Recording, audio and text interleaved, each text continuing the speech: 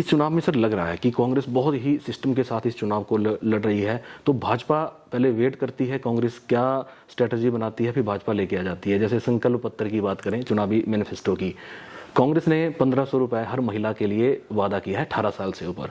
भाजपा ने वेट किया, जब ये पेनिट्रेशन जमीन पर होने लगा तो भाजपा अलग से 11 बिंदुओं का एक महिलाओं के लिए संकल्प पत्र, जो पहली बार आया है, जिसमें 33% सरकारी जॉब में आरक्षण, इनको स्कूटियां देनी है बच्चियों को, इस तरह की बातें उसमें कही गई हैं। तो किसका पलड़ा भारी रहेगा? मेरी बहन कह रही है कि बड़ी देर कर दी भैया, तुमने हमारे विषय में सोचते सोचते 5 साल कहाँ थे।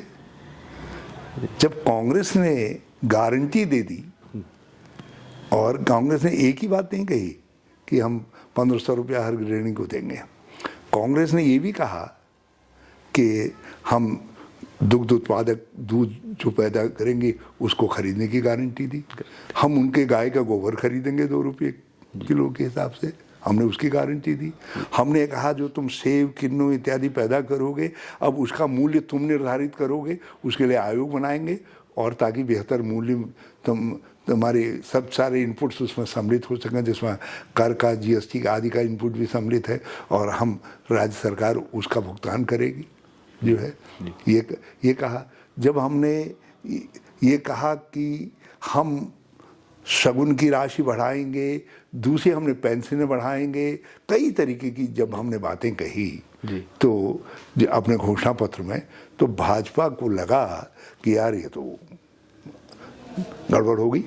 अब लोग जब वो कह रहे हैं तो लोग ये कह रहे हैं तुम तो वो हो, कांग्रेस के समय में 31,000 रुपया लड़की की शादी में शगुन की राशि मिलती थी, तुमने तो उसको घटा करके 21,000 कर दिया। तुम्हारा क्या भरोसा, चुनाव के बाद तुम क्या कर दोगे जी, और तुम तो खाली जुमलेबाजी करते हो।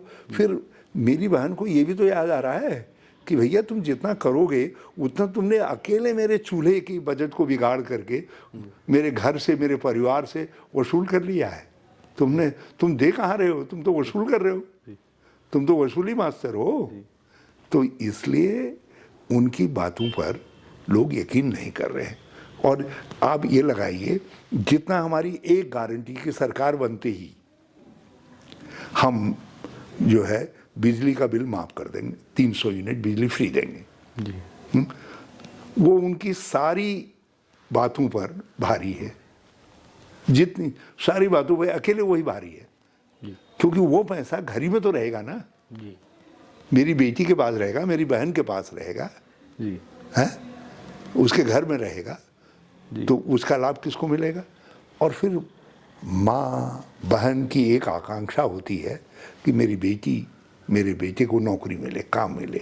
हम कह रहे हैं 1 लाख आते ही पहले मंत्रिमंडल में हम 1 लाख नौकरियां देंगे जी, और 5 लाख हम 5 साल के अंदर अवसर सृजित करेंगे, और 63,000 को तत्काल भरने के आदेश कर देंगे, जो 63,000 पद तुमने खाली छोड़े हैं।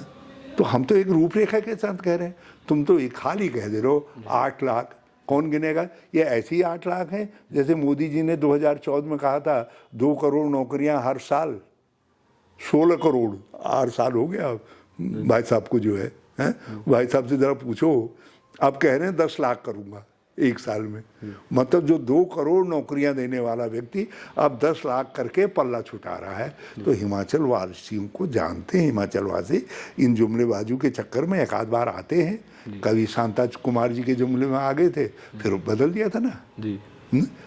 तो जब भी कभी उन्होंने, हिमाचल ने भाजपा को लाए टेस्ट बदलने के लिए, कभी कभी पहाड़ी लोग हैं, टेस्ट बदलना चाहते हैं, लेकिन जैसे टेस्ट बदलते हैं तो फिर हमको लगता है यार वो हमारा पुराना टेस्ट ही ठीक था।